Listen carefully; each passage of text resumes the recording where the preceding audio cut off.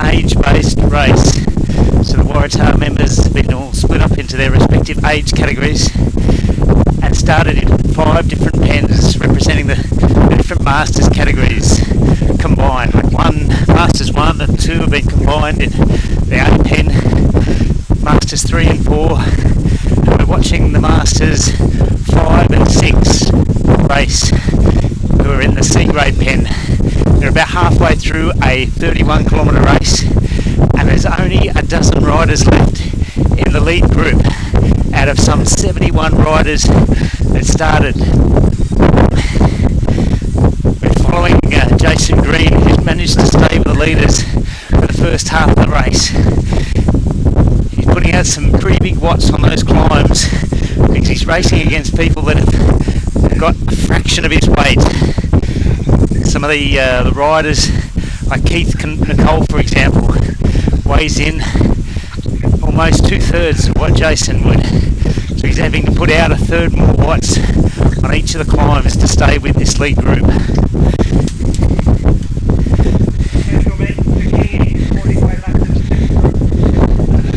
Yeah, we've got riders on the line here who are part of other groups on the road, and they'll give us a bit of a commentary as to how those chasing groups are going. Unfortunately, the doctor was with the lead group almost up until halfway through the race, but he's succumbed to the heavy intensity that has been the race so far.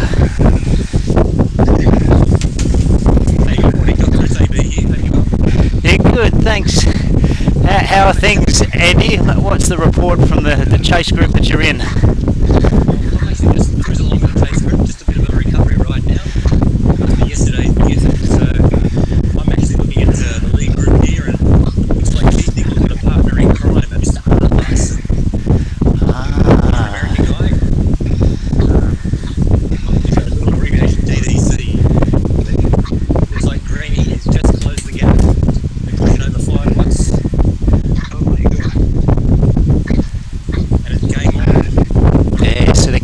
To the start finish area of the course for their to complete their second lap, and it's good to hear that people have still got a little bit of their breath back after the opening third of the race saw some phenomenal race intensity, and that really split the race apart very early on.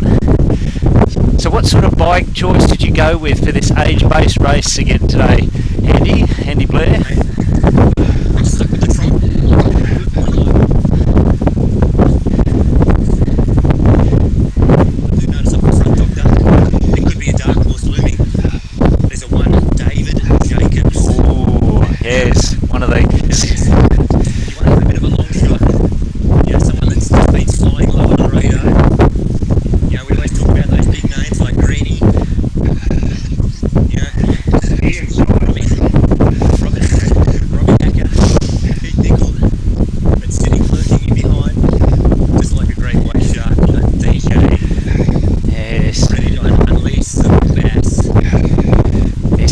Very comfortable in the lead groove. He hasn't come to the front, he hasn't shown his face at the front of the group that much, or that we have noticed. It's more the big hitters that are really putting the pace on, but those that are sitting in will be saving their legs for this final lap. He's riding smart, he hasn't got any wind on his face. Let everyone else do the work. I expect to see him there at the finish. We're watching Keith Nicole in the lead group at the moment, and he's put on a bit of an attack. He's certainly trying to stretch the bunch, but not on the climbs. Interestingly, he's a very lightweight rider, so you'd expect him to really put the pack under pressure on the climbs. It'd be pretty easy just to follow the wheels on these false flat descents down into the underwater road tube of Watopia. We got 3 loops of Watopia flat route today.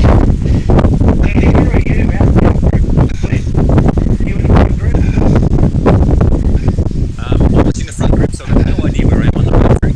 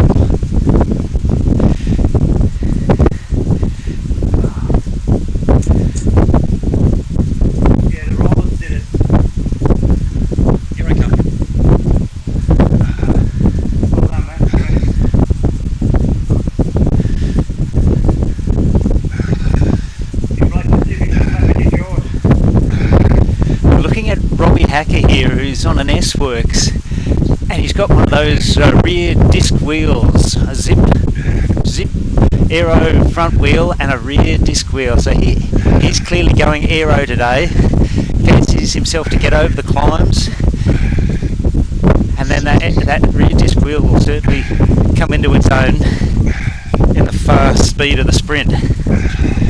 There's plenty of riders in the lead group who are on the Zwift concept, or the Tron bike as it's affectionately known. Plenty of different colours of wheels. I've just noticed all it's Jason, I think. Jason Green. They think that is me, don't you?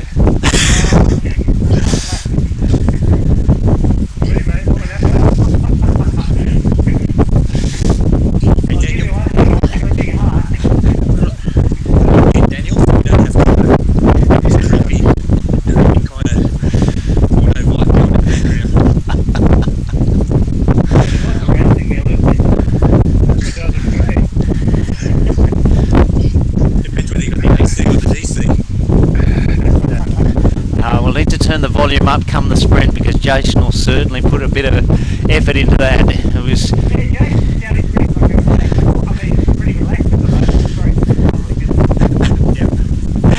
he certainly put a fantastic sprint in yesterday in his race on Zwift, putting out 1100 watts for the finishing sprint and leaving everyone in his wake.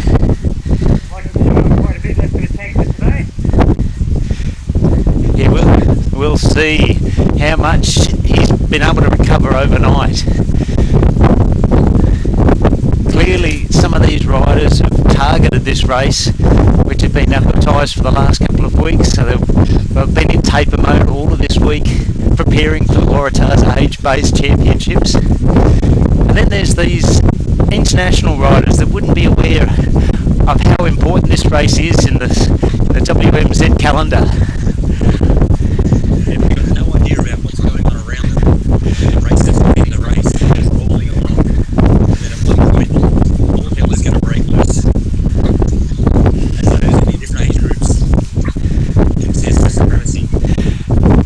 The lead group is quite settled now. There was nobody dropped on that small climb out of the underwater tunnel section, so I expect that this dozen riders will make it over the last little climb and contest the finish if there is no significant attacks, and we've got some 6 kilometres to go, so there's a real possibility. Dave Jacobs is a master at the surprise attack. Won't be much of a surprise if he announces it on Discord with Jason listening in, but he might choose to take another ride with him.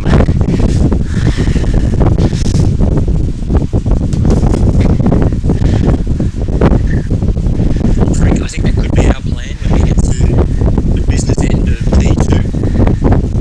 We've got 8.1 kilometres to go. I'm thinking that at 800 metres to go, you should be on my wheel, and I'll give you my best 500.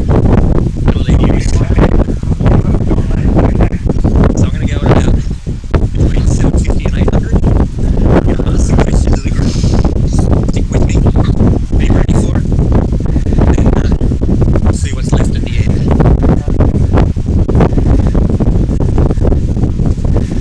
I wonder what sort of tactics Doctor's going to have in the front group, whether they're going to go long, whether they're going to sit in. I reckon this race kind of suits Greeny to come home with a big bomb.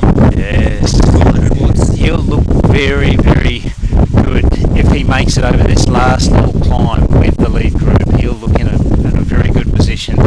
Just going up the switchbacks that rise up at about 1%, so it's just a bit of a false flat. It's enough really just to put those heavier riders under a bit of pressure.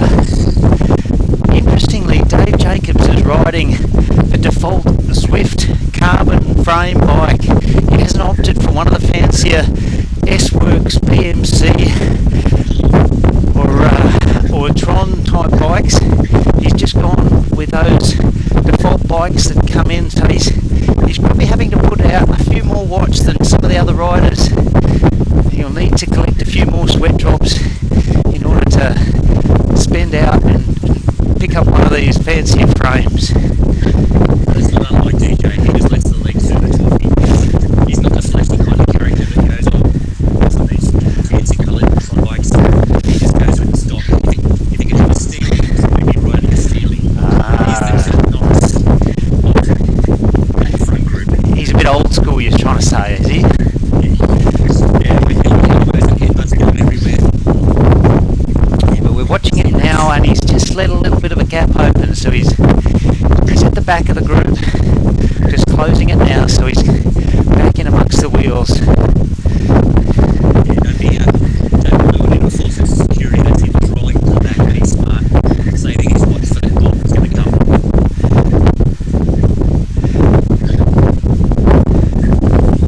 How far they got left to go, Doctor?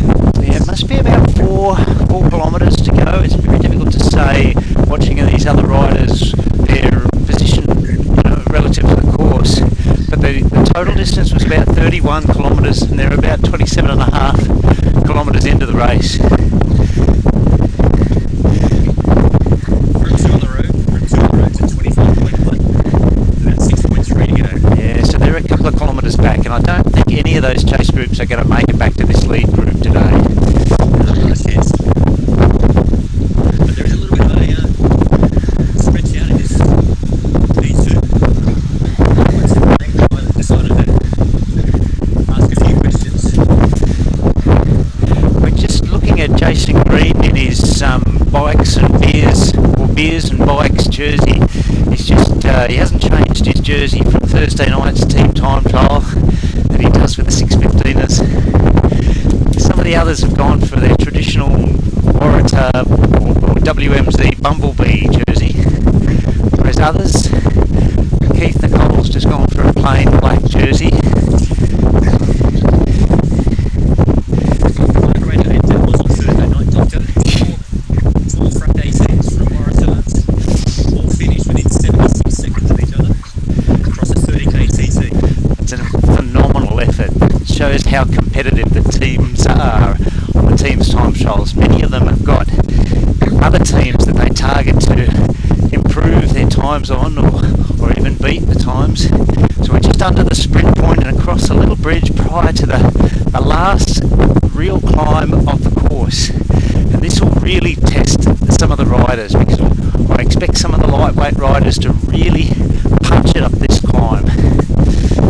They've started, a couple of power-ups have just been deployed, so there's a little apprehension amongst the riders. Yeah, we're seeing 6 watts a kilo, 7 watts a kilo. There are definitely some riders who are just pushing the pace a little bit here. But it's a very short climb, so if you make it over the top within a few bike lengths, it should all come back together. And we've got a few front markers actually. There are some riders who are about to be lapped. That could cause a little bit of confusion, but I expect this lead group will sail past them without a lot of problem.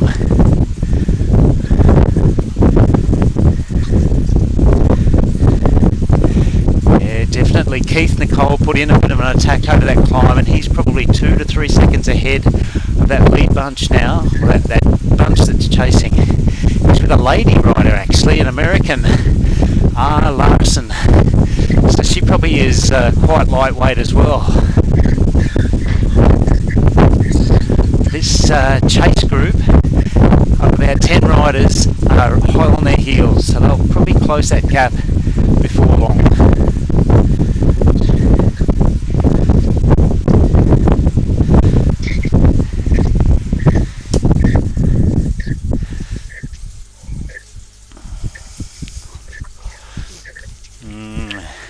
Definitely like Jason Green's chances here. Dave Jacobs has also got a pretty good sprint. Robbie Hacker has got a good sprint at the end of a race like this as well.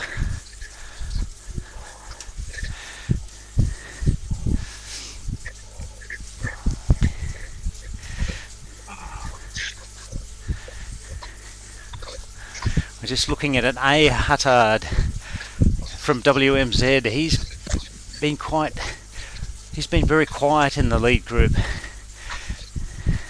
So they're within the last 900 metres, or within the last 800 or 900 metres of the race now. We've got to pick one of these riders to follow into the finish. Certainly when the big watts are coming out, but we stick with Jason Green. He's known for his phenomenal sprint. He's just sitting in at the moment. Careful not to go to the front too early. They're probably within 500 metres now, and some of them are opening up their sprint now. We can see big numbers coming out on the screen. Jason is perfectly placed, and he's starting now to really open it up, and that's it. He has won. Jason won the race by just a half a wheel. Oh, welcome to A grade. I don't think I won. Oh, was there someone up the road, was there? Yeah, I think I got third or fourth. Yeah, but still being in the finish. Well done.